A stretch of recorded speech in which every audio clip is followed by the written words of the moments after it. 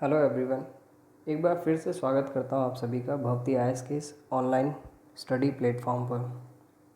दोस्तों, जैसा कि लास्ट लेक्चर में हमने डिसाइड किया था कि हम साइंस एंड टेक्नोलॉजी की एक सीरीज़ स्टार्ट करेंगे जिसमें हम प्री प्लस मेंस दोनों के लिए ही जो एग्ज़ाम सिलेबस है उसे कवर करेंगे। जो सबसे पहला टॉपिक मैंने आप लोगों के लिए डिसाइड किया है वह है माइक्रो ऑर्गेनिज़म। यह एक टॉपिक बायोलॉजी का है। तो चलिए विदाउट वेस्टिंग टाइम हम स्टार्ट करते हैं। First of all definition, what are microorganism. ये सूक्ष्म जीव क्या होते हैं? तो देखिए, लिविंग ऑर्गेनिज्म जो भी हमारे आसपास हमें दिख रहे हैं, मतलब वे जीव जो जीवित हैं, जो हमारी तरह जीवित हैं, लेकिन हम उन्हें अपनी साधारण आँखों से नहीं देख सकते हैं। हमें उन्हें देखने के लिए या तो माइक्रोस्कोप की आवश्यकता होती है या किसी ऐसे उपकरण की जिन्हें हम नग्न आँखों से नहीं देख सकते। तो ऐसे सारे जीव माइक्रो ऑर्गेनिज्म या सूक्ष्म जीव कहलाते हैं, जिनका उदाहरण है बैक्टीरिया, जिन्हें हम हिंदी में जीवाणु कहते हैं, वायरस जिन्हें हम विषाणु कहते हैं, फंगई, कवक एंड प्रोटोजोआ। ये सभी सूक्ष्म जीव होते हैं जिन्हें आप अपनी नग्न आँखों से नहीं देख। देखिए, माइक्रो ऑर्गेनिज्म के टाइप की यदि हम बात करें तो माइक्रो ऑर्गेनिज्म बेसिकली 4 तरीके के होते हैं, या इन्हें मेजर 4 ग्रुप्स में डिवाइड किया हुआ है, जो कि है bacteria, fungi, protozoa and algae. यदि हम बात करें हिंदी में तो बैक्टीरिया जीवाणु होते हैं, फंगई कवक होते हैं, प्रोटोजोआ को प्रोटोजोआ ही कहा जाता है और एल्गी को शैवाल कहा जाता है। बैक्टीरिया का यदि हम एग्जांपल लें तो बैक्टीरियल डिसीज़ आपने सुना होगा, कॉलेरा वगैरह। तो बैक्टीरिया बहुत छोटे जीव होते हैं जो हमारे लिए फ़ायदेमंद भी हो सकते हैं और नुकसानदायक भी हो सकते हैं। यदि हम बात करें फंगई की तो फंगई का बेस्ट एग्जांपल आप फफूंद समझ लीजिए। जो ब्रेड में या रोटी में फफूंद लग जाती है उसे हम फंगई कह सकते हैं। और प्रोटोजोआ भी बहुत छोटे जीव होते हैं बैक्टीरिया की तरह। जैसे इसका एक एग्जांपल आप अमीबा ले सकते हैं, पैरामेसियम ले सकते हैं। यह जो छोटे जीव होते हैं ये प्रोटोजोआ कहलाते हैं। और अलगी की यदि हम बात करें तो इन्हें हिंदी में शैवाल कहते हैं।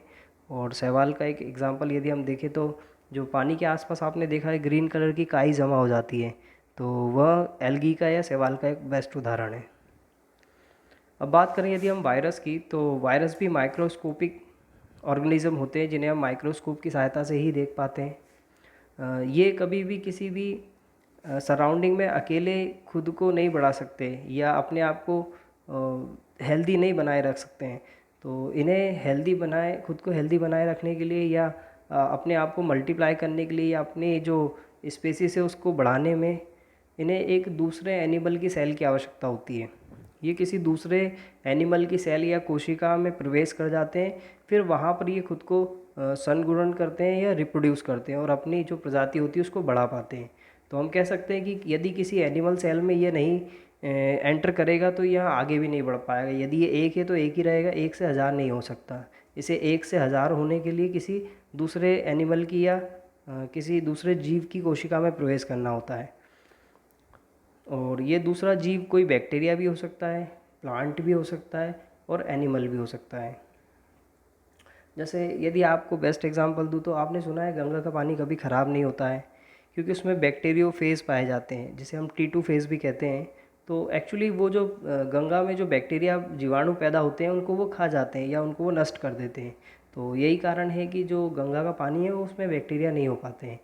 और इसी तरह यह प्लांट या एनिमल कोशिका में भी प्रवेश कर सकते हैं और उसे भी नुकसान पहुंचा सकते हैं। यदि हम बात करें वायरस के क्या क्या अभिलक्षण या कैरेक्टरिस्टिक होती है, तो इनका भी किसी जीव की तरह डीएनए या आरएनए हो सकता है इनके जो संरचना है उसके अंदर। और ये म्यूटेशन को भी दर्शाते हैं। म्यूटेशन का अर्थ समझ लीजिए, जैसे हमारे जो डीएनए होते हैं यदि उसमें किसी तरह का कोई मूलभूत परिवर्तन हो जाता है तो उसे हम म्यूटेशन कहते हैं। और उसके कारण जो कोई भी जीव है या ऑर्गेनिज्म है उसमें काफ़ी प्रकार के जो फिजिकल उसकी एट्रीब्यूट्स हैं या गुण, उसके जो गुण धर्म है उनमें चेंजेस आने लगते हैं, परिवर्तन आने लगते हैं। जैसे एक एग्जांपल यदि मैं आपको दूं तो आपने क्रिश मूवी देखी होगी। जो क्रिश 3 मूवी है उसमें जो विवेक ओबराय है वो कुछ केमिकल्स का यूज़ करके या बायोटेक्नोलॉजी का यूज़ करके तरह तरह के जो अब मानव है उनको विकसित कर लेता है। तो वो म्यूटेशन के कारण ही होता है। तो वायरस में भी म्यूटेशन पाया जाता है, उसमें भी समय समय पर उनमें भी परिवर्तन होते रहते हैं उनकी संरचना में। ये इरिटेबिलिटी को भी शो करते हैं। इसका अर्थ यह है कि यदि इन पर किसी प्रकार की दवाइयों का या केमिकल्स का प्रयोग किया जाए तो यह उससे खुद को प्रोटेक्ट करने की कोशिश करते हैं या उसके अगेंस्ट में कुछ ना कुछ रिस्पॉन्स करते हैं। Are capable to reproduce, hence can increase their number with the help of the host cell. यह हमने पहले भी डिस्कस किया कि यह किसी दूसरे एनिमल के सेल में या कोशिका में प्रवेश करके खुद को बढ़ाते हैं और उसकी जो कोशिका है उसका जो भी मटेरियल है उसका प्रयोग करके खुद को डबल ट्रिपल या नंबर ऑफ टाइम्स कर पाते हैं। इसकी और जो दो कैरेक्टरिस्टिक है वो यह है कि ये केमिकल और रेडिएशंस पे भी खुद को रिएक्ट करते हैं। मतलब यदि इन पे हीट का प्रयोग या रेडिएशन का प्रयोग किया जाए तो ये उससे खुद को बचाने के लिए जो परिवर्तन करना ज़रूरी होते हैं उन्हें दर्शाते हैं। और लास्ट इनकी जो कैरेक्टरिस्टिक वो यह है कि ये एंटीबायोटिक्स के लिए रेजिस्टेंट होते हैं। मतलब यदि इन पे एंटीबायोटिक का प्रयोग किया जाए तो यह उसको रजिस्ट करते हैं और उन पर इसका कोई असर नहीं होता है। इसीलिए यदि आपको सर्दी या खांसी होती है, नॉर्मल सर्दी जुकाम होता है, तो आप यदि एंटीबायोटिक लेते हैं तो उस पर उसका कोई असर नहीं होगा, क्योंकि जो सर्दी खांसी होती है या आम हमें सर्दी जुकाम होता है वह वायरस की वजह से होता है और वायरस पे एंटीबायोटिक्स जो होती है वो असर नहीं करती है। ये कुछ इमेजेस हैं जिसमें हमें दिख रहा है कि कुछ जो माइक्रो ऑर्गेनिज्म है किस तरीके के दिखाई देते हैं। जैसे अगर हम देखें तो सबसे ऊपर जो आपको स्ट्रक्चर दिखाई दे रहा है वो बैक्टीरिया का है और नीचे जो मिडल में आपको लेफ़्ट हैंड पे दिखाई दे रहा है वह एल्गी या शैवाल का है और मिडल में जो राइट हैंड पर है वो प्रोटोजोआ है जैसे अमीबा, पैरामीशियम। और जो सबसे लास्ट में नीचे हैं वह सारे फंगई हैं जिन्हें हम कवक कहते हैं। तो ये कुछ ऐसे दिखाई देते हैं और अगर आप राइट मोस्ट साइड पर देखेंगे तो वहाँ पर वायरस का स्ट्रक्चर दिखाई दिया कि वायरस कुछ ऐसा दिखाई देता है। माइक्रो ऑर्गेनिज्म और हमारे बीच में किस तरीके के संबंध हैं। देखिए, माइक्रो ऑर्गेनिज्म पूरी तरीके से हमारे लिए नुकसानदायक नहीं है। बहुत हद तक ये हमें किसी तरीके की सहायता भी प्रदान करते हैं। जैसे कि कुछ माइक्रो ऑर्गेनिज्म हम हमारी डेली लाइफ में जो नोटिस करते हैं वो कुछ इस तरीके से हैं कि आप जो दही खाते हैं जिसे हम इंग्लिश में कर्ड कहते हैं, उसमें एक बैक्टीरिया होता है लैक्टोबैसिलस, तो उसकी सहायता से ही दही बन पाता है। और जो हम ब्रेड खाते हैं उसमें ईस्ट होता है और ईस्ट एक प्रकार की फंगई है, तो एक प्रकार का कवक है। तो जो ब्रेड होती है या कर्ड होता है वो बैक्टीरिया या हम कह सकते हैं फंगई की सहायता से ही बनाए जाते हैं। और जो अल्कोहल होती है वह भी ईस्ट के प्रयोग से ही बनाई जाती है। आप अल्कोहल किसी भी चीज़ से बनाते हैं तो उसमें ईस्ट जो होती है वही अल्कोहल का निर्माण करती है। और जो माइक्रो ऑर्गेनिज्म है उन्हीं की सहायता से जो हम फल सब्जियां खाकर फेंक देते हैं उनके छिलके, तो वो जो माइक्रो ऑर्गेनिज्म है उन्हें सड़ा देते हैं और सड़ाकर वापस से उन्हें जो मिट्टी है उसमें मिला देते हैं। तो कहीं ना कहीं ये डिकम्पोज़र का भी काम करते हैं। तो आगे यदि हम देखें तो मेडिसिन में भी इनका प्रयोग किया जाता है। जैसे जो पेनिसिलिन होती है जिसे हम एंटीबायोटिक कहते हैं, तो एंटीबायोटिक भी एक फंगई का प्रयोग करके ही किया जाता है, बनाया जाता है। तो इनकी सहायता से हम मेडिसिन्स भी बना सकते हैं। एग्रीकल्चर में भी ये हमारे लिए सहायक होते हैं, क्योंकि जो लेग्यूम फसल्स होती हैं जिन्हें हम दलहनी फसलें कहते हैं, उनकी जड़ों में एक बैक्टीरिया पाया जाता है राइजोबियम, और उसी की तरह और भी कुछ बैक्टीरिया होते हैं जैसे कि क्लॉस्ट्रीडियम, एजिटोबैक्टर। तो ये कुछ ऐसे बैक्टीरिया हैं जो जड़ों को हेल्प करते हैं जो एटमॉस्फेरिक नाइट्रोजन है उसको देने के लिए, क्योंकि जो नाइट्रोजन है उसका प्रयोग पौधा अपने जो बायोकेमिकल्स होता है उनका निर्माण करने में उपयोग में लाता है। तो ये जो नाइट्रोजन पेड़ों को आवश्यक होती है वह बैक्टीरिया की सहायता से उन्हें प्रदान कर दी जाती है। अब यहाँ पर कुछ ऐसे साइंटिस्ट हैं जिन्होंने अपने माइक्रोबायोलॉजी में कुछ अपने अचीवमेंट या तो फिर स्थापित किए या हमारे लिए कुछ उन्होंने सोसाइटी के लिए किया है। जैसे कि सबसे पहले जो आपको दिखाई दे रहे हैं अलेक्जेंडर फ्लेमिंग, इन्होंने 1929 में यह देखा कि कुछ ऐसे आपके फंगई हैं जो बैक्टीरिया को ग्रोथ करने से रोकते हैं, उन्हें बढ़ने नहीं देते या उनको किल कर देते, मार देते हैं। तो इन्होंने देखा कि यदि ये बैक्टीरिया को मारने में सफल हैं तो क्यों ना इनका प्रयोग हम हमारे शरीर में जो बढ़ रहे बैक्टीरिया उन पर करें। तो इस प्रकार इन्होंने सबसे पहला एंटीबायोटिक पेनिसिलिन बनाया था, जो कि काफ़ी हद तक हमारे लिए सही साबित भी हुआ। जो अन्य आपके साइंटिस्ट हैं उनमें एक रॉबर्ट कोच भी हैं जिन्होंने बैक्टीरिया की खोज किया था कि बैक्टीरिया क्या होते हैं, किस तरीके के दिखाई देते हैं। और सबसे पहला जो इन्होंने बैक्टीरिया खोजा था वह एंथ्रेक्स डिसीज़ का कारण बनता था। इसका नाम था बैसिलस एंथ्रेसिस। यह एंथ्रेक्स डिसीज़ के लिए होता है। एंथ्रेक्स डिसीज़ दोस्तों, जैसे कि अगर आपने देखा हो तो कभी कभार अब यदि हम गंदे पानी में चले जाते हैं या जानवरों के बीच कुछ समय बिता लेते हैं तो हमारे शरीर पे फुंसी फोड़े हो जाते हैं। तो वो जो फुंसी फोड़े जानवरों के बीच रहकर हमें होते हैं उसे एंथ्रेक्स डिसीज़ कहते हैं, जो कि बैसिलस एंथ्रेसिस के कारण होता है। एक अन्य जो साइंटिस्ट है उनका नाम है Louis Pasteur. Most of us हम इनसे फेमिलियर हैं। इन्होंने पास्चराइजेशन एक मेथड बनाई थी, यदि आपको ध्यान हो, जिसे हम दूध को बैक्टीरिया से बचाने के लिए, गर्म करने के लिए क्या करते हैं। और लुई पास्चर ने फर्मेंटेशन की खोज की थी। फर्मेंटेशन दोस्तों क्या है, जैसे आपने देखा है कि घर में हम मैदा या कुछ चावल वगैरह सड़ा कर कुछ खमीर बनाकर व्यंजन बनाते हैं।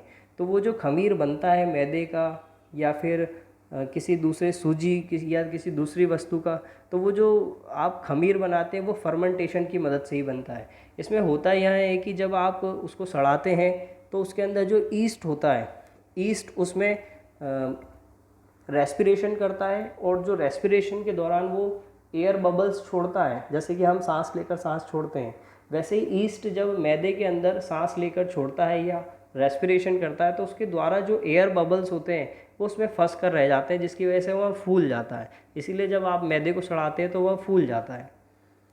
तो ये जो मेथड है फर्मेंटेशन की, ये लुई पास्चर ने खोजी थी। यह एडवर्ड जीनर जी हैं जिन्होंने हमारे जो स्मॉल पॉक्स होते हैं उसका वैक्सीन खोजा था। अब ये वैक्सीन होती क्या है जो कि एडवर्ड जीनर ने खोजी थी स्मॉल पॉक्स के लिए। देखिए, जब भी हमारे शरीर में कोई माइक्रोब एंटर करता है तो हमारी बॉडी उससे लड़ने के लिए शरीर में एंटीबॉडीज़ बनाती है। तो कहने का अर्थ यह है कि जैसे हमारे घर में कोई यदि दुश्मन घुसेगा तो हमारे यहाँ पर एक बार हम देख लेंगे कि ये दुश्मन की क्या कमज़ोरी है, तो हम उसके अनुसार खुद को तैयार करने की कोशिश करते हैं। वैसे ही कुछ हमारा शरीर भी करता है कि जब शरीर में कोई माइक्रोब प्रवेश करता है तो शरीर उससे लड़ने के लिए अपने आप को उसके अनुरूप ढालने की कोशिश करता है, जिसे हम कहते हैं एंटीबॉडीज़। तो यदि शरीर में कोई एंटीबॉडीज़ डेवलप हो जाती है तो शरीर उस बीमारी से लड़ने के लिए खुद को तैयार कर लेता है। अब वैक्सीन में हम करते क्या है कि हम जानबूझकर कुछ माइक्रोब जो कि या तो मरे हुए हैं या कमज़ोर हैं, हम हमारे शरीर में प्रवेश करा देते हैं, या जिसको भी वैक्सीन देना है उसके शरीर में प्रवेश करा देते हैं।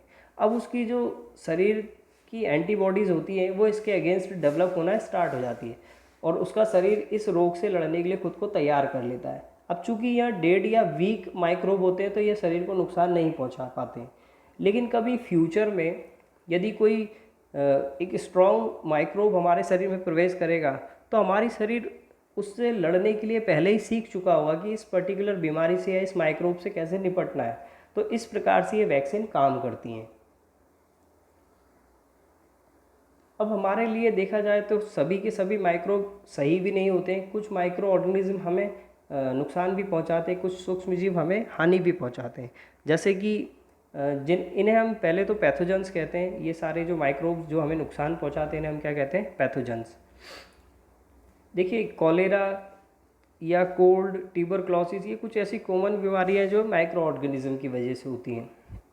ये किसी जीव के द्वारा भी फैल सकते हैं। जैसे कि जो मलेरिया होता है वो एक पैरासाइट से होता है, और ये मलेरिया का जो पैरासाइट होता है इसको फैलाने का काम कौन करता है, मादा एनाफिलिस मच्छर, जिसे हम फीमेल एनाफिलिस मॉस्किटो भी कहते हैं।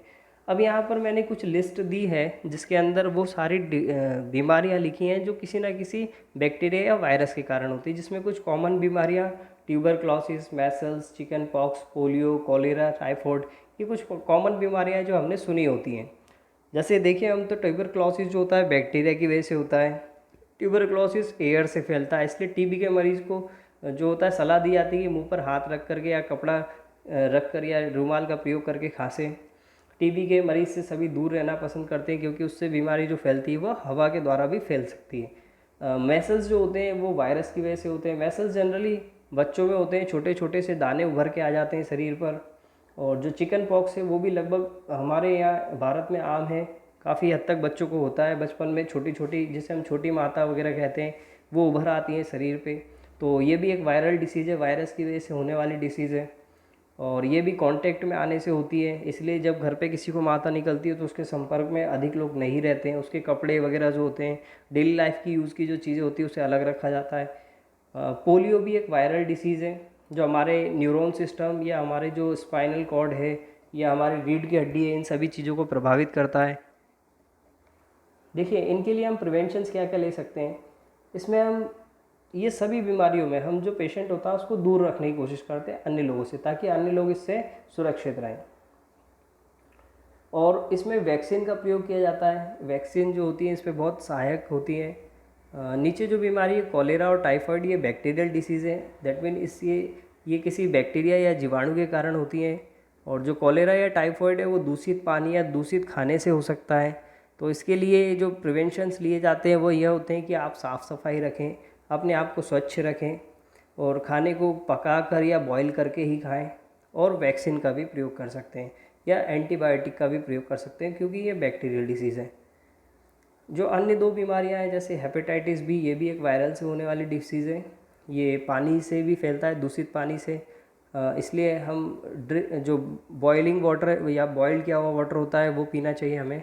इसके लिए भी वैक्सीन बनाई गई है हेपेटाइटिस बी के लिए। एक जो बीमारी है मलेरिया, इसके लिए हमने डिस्कस कर लिया है, मच्छरों से फैलती है और ये एक प्रोटोजोआ से होने वाली बीमारी है। इससे बचने के लिए हम मॉस्किटो जो होते हैं उनको दूर रखने की कोशिश करते हैं, और जहाँ पर मच्छर या उसके लार्वा या अंडे होते हैं उनको हम प्रिवेंट करते हैं कि वो ना हो। देखिए, इसके अलावा जो कुछ और डिसीज़ हैं जैसे कि जो शरीर आपके जानवरों में होने वाली डिसीज़ है एंथ्रेक्स, वो जानवरों से इंसान में भी फैल सकती है। और इसे आप फूट एंड माउथ डिसीज़ भी कहते हैं, और ये भी एक वायरस से होने वाली डिसीज़ है। जनरली जो जानवर होते हैं उनके मुंह पर और जो खुर होते हैं, मतलब पैर होते हैं, वहाँ पर स्क्रैप्स हो जाते हैं, तो ये फूट एंड माउथ डिसीज़ कहलाती है, जो कि एक वायरल डिसीज़ है। और एंथ्रेक्स एक प्रकार की आपकी बैक्टीरियल डिसीज़ जो हमने पहले डिस्कस की। अब ये जो हार्मफुल माइक्रोब्स हैं ये इंसान के अपेक्षा, जानवर की अपेक्षा पेड़ों को भी नुकसान पहुंचाते हैं, पौधों को भी नुकसान पहुंचाते हैं। जैसे जो सबसे पहले डिसीज़ है बैक्टीरिया से होने वाली साइट्रस कैंसर, तो आपने देखा हो नींबू पे कभी कभी काले धब्बे बन जाते हैं। तो ये जो काले धब्बे नींबू या मौसम्बी पर पाए जाते हैं इसे साइट्रस कैंसर कहते हैं, जो कि एक बैक्टीरिया से होने वाली डिसीज़ है। नीचे रस्ट ऑफ व्हीट, जैसे अगर आप देख पा रहे हैं तो जो सेकंड वाला पिक्चर है उसमें वीट के जो ग्रीन कलर की लीव है उन पे धब्बे पड़ गए ब्राउन कलर के, इन्हें हम रस्ट ऑफ वीट कहते हैं। ये एक फंगई से होने वाली डिसीज़ है। फंगई मतलब एक कवक से होने वाला रोग है। और सबसे लास्ट में येलो वीन मोज़ेक ऑफ भिंडी, या जिसे हम ओकरा भी कहते हैं भिंडी को, तो ये एक वायरस डिसीज़ है, और ये इंसेक्ट की वजह से फैलता है, किसी छोटे कीड़े की वजह से फैलता है। अब फूड पॉइजनिंग क्या है। देखिए, फूड पॉइजनिंग जैसा कि नाम से स्पेसिफाई हो रहा है कि खाने में ऐसा कुछ खा लेना जो पॉइज़न की तरह काम करे। तो कभी कभी क्या होता है कि यदि हम खाने को ढककर नहीं रखते हैं तो उसमें जो आसपास वातावरण में बैक्टीरिया होते हैं वह उस पर आक्रमण कर देते हैं, उसे खाना प्रारंभ कर देते हैं, और उसमें खाने के दौरान वो कुछ टॉक्सिक सब्सटेंस या जहरीले पदार्थ भी उसमें प्रोड्यूस करते हैं या उत्पादित करते हैं। अब यही जो टॉक्सिक सब्सटेंस या जहरीले पदार्थ होते हैं, यदि ये हमारे खाने में आ जाते हैं तो ये हमें बीमार कर सकते हैं, और इवन हम इनसे हमारी डेथ भी हो सकती है। इसी को हम फूड पॉइजनिंग कहते हैं। तो अब इससे बचा किस प्रकार से जा सकता है यह हम देख लेते हैं।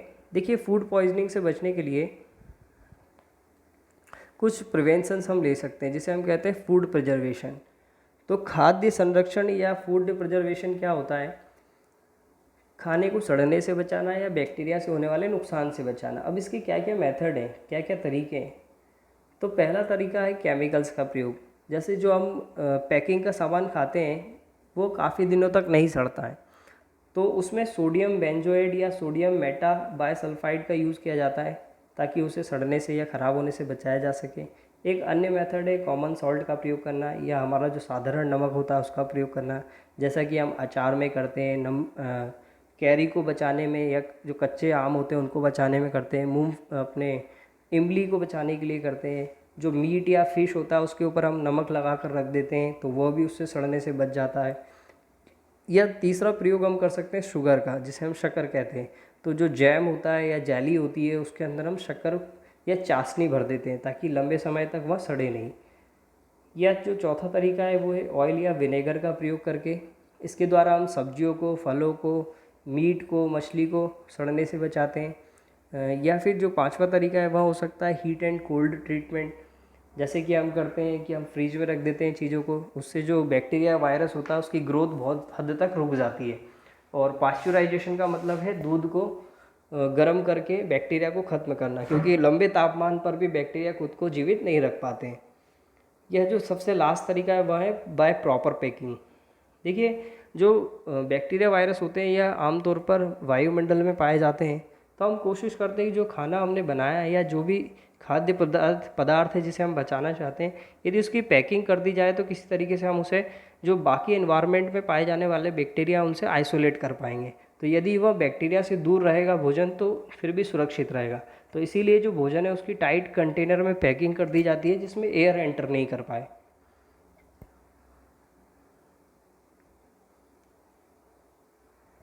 अब यहाँ आज इस लेक्चर में हमने सीखा क्या, ज़रा उस पर नज़र डालते हैं। Microorganism are too small and are not visible to the unaided eye. मतलब माइक्रो ऑर्गेनिज्म या सूक्ष्म जीव वे होते हैं जो हमें साधारण आंखों से नहीं दिख सकते। आई मीन हम खुली आंखों से उन्हें नहीं देख सकते। इन्हें देखने के लिए हमें माइक्रोस्कोप की आवश्यकता होती है। They can live in all kind of environment. ये किसी भी इन्वायरमेंट या वातावरण में रह सकते हैं। बहुत ठंडे वातावरण में भी, बहुत गर्म वातावरण में भी ये पाए जा सकते हैं। Microorganism are found in air, water and in the bodies of the plant and animal. सूक्ष्म जीव या माइक्रो ऑर्गेनिज्म वायु, जल या किसी जीव जंतु के शरीर में भी पाए जाते हैं। दे में भी यूनिसेलुलर और मल्टीसेलुलर। यह एक कोशिकी भी हो सकते हैं, बहुकोशिकी भी हो सकते हैं। मतलब इनकी एक कोशिका भी हो सकती है और इनके पास बहुत सारी कोशिकाएं भी हो सकती हैं। Microorganism include bacteria, fungi, protozoa and some algae. सूक्ष्म जीवों में हम किन्हें गिनते हैं? तो जीवाणुओं को, शैवाल को, कवक को और प्रोटोजोआ को और वायरस को। Virus are quite different from other micros. देखिए, विषाणु या वायरस जो होता है वो माइक्रो ऑर्गेनिज्म से थोड़ा सा, या हम कह सकते हैं बहुत हद तक अलग होता है, क्योंकि यह किसी जीव के शरीर में प्रवेश करने के बाद ही जीवित रहता है। जब तक कि यह किसी जीवित या किसी अन्य जीव के शरीर में प्रवेश नहीं करेगा यह जीवित नहीं रह सकता। तब तक इसे डेड माना जाता है या मृत माना जाता है। जब यह किसी एनिमल या किसी प्लांट के सेल में प्रवेश कर जाता है तो यह अपने आप को एक्टिव कर लेता है और फिर यह अपने आप को बढ़ा पाता है। सब microorganism are useful for commercial production of medicine and alcohol. हमने लास्ट लेक्चर इसी लेक्चर में पीछे देखा है कि माइक्रो ऑर्गेनिज्म का प्रयोग या सूक्ष्म जीवों का प्रयोग आप मेडिसिन या अल्कोहल बनाने में भी करते हैं। Some microorganism decompose the organic waste and dead plants and animals into simple substances and clean up the environment. हमने यहाँ लेक्चर में भी देखा था कि जो सूक्ष्म जीव होते हैं वो सड़ी गली चीज़ों को नष्ट करके जो एनवायरनमेंट होता है उसको दोबारा से स्वच्छ बनाते हैं। Protozoa cause serious disease like dysentery and malaria. Protozoa के कारण बहुत ही गंभीर रोग भी हो सकते हैं, जैसे कि दस्त लगना, पेट में मरूड़े जो उठते हैं, या फिर मलेरिया। ऐसी गंभीर बीमारियां भी प्रोटोजोआ के कारण हो सकती है। प्रोटोजोआ में मैंने आपको बताया था कि अमीबा सबसे कॉमन एग्जाम्पल होता है प्रोटोजोआ का। Some of the microorganism grow on our food and causes food poisoning. यह भी हमने पढ़ा कि कुछ माइक्रो ऑर्गेनिज्म की वजह से हमें फूड पॉइजनिंग भी हो सकती है। और फूड पॉइजनिंग क्या होता है कि बैक्टीरिया या किसी जीवाणु के द्वारा जो जहरीले पदार्थ या टॉक्सिक सब्सटेंस प्रोड्यूस की जाती है उससे अगर हम कंज्यूम कर लेते हैं तो हम बीमार हो जाते हैं, जिसे हम फूड पॉइजनिंग कहते हैं। Some microorganism reside in the root nodule of leguminous plant. हमने यह भी बात की थी कि माइक्रो ऑर्गेनिज्म या जो सूक्ष्म जीव होते हैं कुछ पौधों की जड़ों में भी पाए जाते हैं, जिससे वह नाइट्रोजन जो वायुमंडल में होती है उसे पौधों को देने में सहायता करते हैं। Some bacteria and blue green algae present in the soil fix nitrogen from the atmosphere. कुछ बैक्टीरिया के अलावा एल्गी भी ऐसी होती हैं, ब्लू ग्रीन एल्गी जिन्हें हम कहते हैं नील हरित शैवाल, जो नाइट्रोजन वायुमंडल की होती है उसे पौधों को देने में सहायता करती हैं। Certain bacteria convert compounds of nitrogen present in the soil into nitrogen gas which is release to the atmosphere. इसके विपरीत कुछ बैक्टीरिया इस प्रकार से भी काम करते हैं कि जो नाइट्रोजन मिट्टी के अंदर उपस्थित होती है उसे वह नाइट्रोजन गैस में कन्वर्ट कर देते हैं और वायुमंडल को पुनः जो उसकी कमी हो जाती है नाइट्रोजन की उसकी पूर्ति करते हैं। तो आज के लेक्चर में हमने देखा कि माइक्रो ऑर्गेनिज्म या सूक्ष्म जीव क्या होते हैं। इसी के साथ मैं यह लेक्चर आज का समाप्त करता हूँ। हम मिलेंगे नेक्स्ट लेक्चर में। तब तक के लिए अपना ध्यान रखें, घर पर रहें, सुरक्षित रहें। Thank you so much.